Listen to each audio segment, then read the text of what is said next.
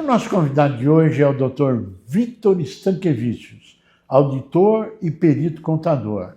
É um prazer tê-lo conosco. Muito obrigado, Curi, pelo convite. Estou aqui à disposição. Muito obrigado, agradeço.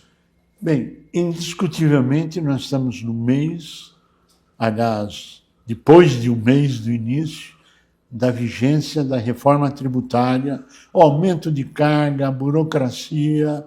Nos fale um pouquinho. Aumentou a carga tributária? Pois bem, veja, Curi, quando falamos reforma tributária, devemos nos lembrar, antes de tudo, que temos quase 100 tributos no Brasil. Sim. Não é?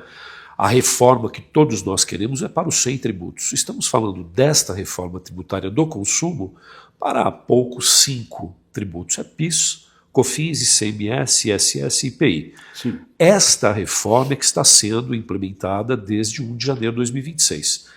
Ela vem num passo um pouco devagar, com alguns problemas relacionados à operação, não é, relacionada com principalmente emissão de notas fiscais, documentos a serem emitidos, o que dificulta todo o sistema que deveria ter sido muito mais bem planejado anteriormente para evitarmos essa situação que hoje se vê com relação, basicamente, a esse início, a primeira aula da reforma tributária é a emissão de notas fiscais, que já deveriam contemplar o CBS e o IBS, o IVA dual, mas, confesso, as empresas estão encontrando muitas dificuldades em operacionalizar essa situação pela via da emissão da nota com os 2 novos tributos. Quiser um exemplo, posso lhe dar já imediatamente. Eu gostaria de ouvir. Claro que sim, veja. Por exemplo, até o ano passado, final de 2025, as empresas que tinham por objeto a atividade locação de bens móveis, sem operador, apenas entrega o bem, locação de bens móveis do seu objeto, elas não eram, até 2025, obrigadas a emitir nota fiscal, porque não era, segundo a legislação, não havia prestação de serviços, não, obrigação de dar. Sim. Não era obrigação de fazer e prestar serviços, como preceitua o Código Civil. Pois bem, com a reforma tributária, a locação de bens móveis passou a ser uma atividade obrigatória para emissão de notas fiscais. E acredite, estamos no 1º de fevereiro de 2026, novo ano, obrigatória que é, as empresas ainda não têm, tanto no âmbito das prefeituras, nos layouts da prefeitura, como no emissor nacional de notas fiscais, não tem condições de emitir esta nota ainda. Fato é, sabemos, que neste primeiro trimestre de 2026, as empresas, segundo a própria Receita Federal, não vai aplicar sanções, reprimendas tributárias. Mas o fato é que começamos a reforma tributária de uma maneira não apropriada. Houve aumento da carga tributária para as pequenas empresas que estão no lucro presumido? Muito bem. Bem, antes de tudo, para os MEI, houve aumento de carga tributária. O valor das guias pagas cada mês houve um incremento já. Agora, o DAS, exatamente aquela guia que todo mês é recolhida para os MEIs, já teve um acréscimo, sem dúvida. Agora, aumento de carga tributária para o Simples Nacional, não. Mas veja, Curi, é meio um pouco óbvio demais essa situação, mas ela deve ser clara e compreendida. Veja, uma vez que a tabela teto, tanto do MEI quanto do Simples Nacional, não é reajustada em função da inflação, estas empresas, cada qual no seu segmento, o MEI, cujo teto, faturamento, é R$81 mil, e as empresas do Simples Nacional, R$4.800.000 ano. Uma vez que estes tetos não são reajustados, e em muito, um percentual grande dos últimos 8, quase uma década sem reajustes, e a inflação houve durante todo esse período, toda essa jornada, veja, as empresas microempreendedor individual, ao não ter esta recomposição de teto, ela é como que empurrada para o Simples Nacional. No Simples Nacional, o MEI já terá um reflexo de aumento de carga tributária em função da não compensação dessa inflação havida no passado. Muito bem, vai para o Simples Nacional, precisa de contador, custos tributários maiores. Se o custo tributário, custo faz parte da cadeia de custeamento de uma empresa, para o qual haverá incidência, em função da inflação, haverá o repasse ao preço final. No Simples Nacional não é diferente. Veja, indiretamente, ao não se promover o reajustamento da base teto de 4.800.000. E qual é o percentual ao longo de 8 anos, 10 anos? Alguns dizem que chega a 80% a falta de ajustamento dessa tabela. Teto. Estas empresas que estão no Simples Nacional, as microempresas e empresas de pequeno porte, veem este valor teto de R$ 4.800.000 por ano superados. E ao ser superado este teto, ela é lançada ao outro regime, qual? Dificilmente ela conseguirá ir para o lucro real, é um sistema mais custoso, que vai envolver uma cadeia de cuidados, de cautelas, de compliance maior, de apontamentos. Ela irá caminhar para o lucro presumido. E no lucro presumido, sim. O lucro presumido não é uma vantagem, um benefício, como alguns querem dizer, inclusive o próprio legislador. Veja, ao atingir o lucro presumido, a empresa terá um percentual de presunção sobre o seu faturamento, e esse percentual de presunção é alto. Exemplo, empresas prestadoras de serviços.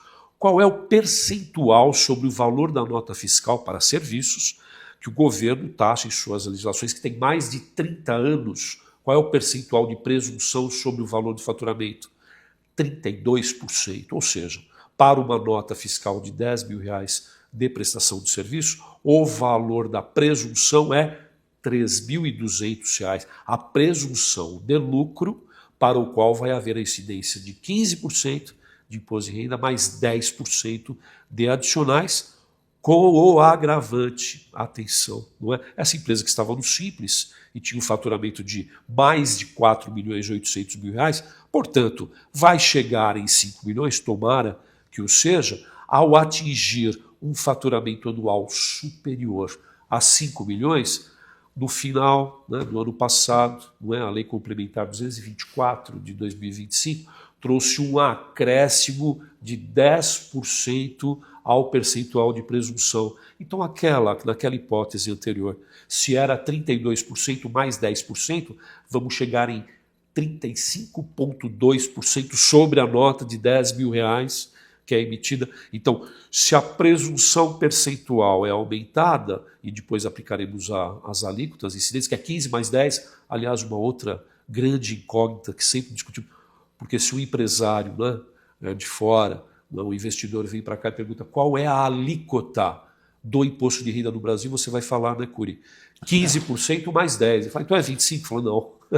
Agora, Vitor, se a gente olhar para tudo isso, existe também um subteto estadual de 3.600.000 dentro do Simples Nacional. Existe. Essa legislação toda depende exclusivamente do Congresso Nacional. Depende do Congresso Isso não depende do Executivo, nem estadual, nem federal. Isso depende dos congressistas. Do parlamento, exatamente. E aqui eu quero fazer uma pergunta que eu quero ouvir muito a sua opinião. Um projeto desse, que está há mais de 8 anos para ser analisado e votado, é desleixo, é desrespeito em relação ao maior empregador desse país, que são os pequenos negócios? Qual a sua avaliação? Ou é só na hora do discurso de pedir o voto que se lembra dos pequenos negócios? Há quantos anos eu escuto nos programas e da sua voz, não é, este pleito junto ao Congresso brasileiro, no sentido de reajustar. Ao não reajustar, essas empresas saem da formalidade. Então, desculpe, é efetivamente desleixo. É falta da percepção de que estas empresas ocupam um espaço no mercado brasileiro imprescindível. Geram mão de obra, geram riqueza, distribuição de riqueza e pagam seus tributos caros. Então a resposta à sua pergunta é sim. É uma falta de respeito ao micro e pequeno que efetivamente emprega e gera renda e tributos. Aumenta também, que eles não aprovam a possibilidade de ter um emprego a mais bom. Não. Mas enfim. Com o adendo, me permita, com o adendo de que absolutamente todos os preços de mercadorias e serviços são reajustados neste país todo ano. Contratos quais sejam, de aluguéis, de honorários, contas de consumo, água, luz, telefonia, salários. Sim. Todo e qualquer custo é reajustado para o contribuinte, para as pessoas, para os cidadãos. Agora, Por que essa dificuldade no pleito do Simples, da sua pessoa, no sentido de ver reajustado esse teto de pequeno valor, R$ 81 mil a anos e 4 milhões e 800 mil. E o teto, sim, estadual, também é um dificultador muito grande para essas empresas que estão no Simples Nacional e, ao verem o faturamento anual, aí para o teto estadual, ao verem o faturamento anual ser ultrapassado em 3 milhões e 600 mil reais, elas saem da incidência do tributo ICMS e ISS do Simples Nacional e passam a ter o regime da não cumulatividade normal de uma empresa. Mais custo para a empresa, para poder apurar, mais custo tributário para aquelas empresas no âmbito do ICMS, uma vez que o ISS é o mesmo em ambas as situações. Mas o teto estadual depende também de uma revisão por parte dos congressistas. Você acha justo que o DAS que o MEI paga aumentou todo ano, desde 2018, tendo uma defasagem aí superior a quase 60%, 59%, e não ter um aumento do teto do Simples? Quer dizer, a mesma mão que cobra não é a mesma mão que teria que ter isso? Isto é honesto da parte do Congresso Nacional com as empresas e pedem para as empresas serem honestas com o Congresso Nacional? Isto é um sofisma ou isto é uma realidade? É uma realidade. Veja, há um desrespeito brutal com essas empresas, Curi, que saem do mercado. Okay? Então não adianta você fomentar, querer trazer essas empresas cada vez mais para a formalização, mas, por outro lado, deixar de fazer a reconstituição das perdas havidas em função da inflação para tais faturamentos, porque você empurra ou essas pequenas empresas para outro regime, muito mais caro, ou, não tenha dúvidas, elas saem do mercado mesmo.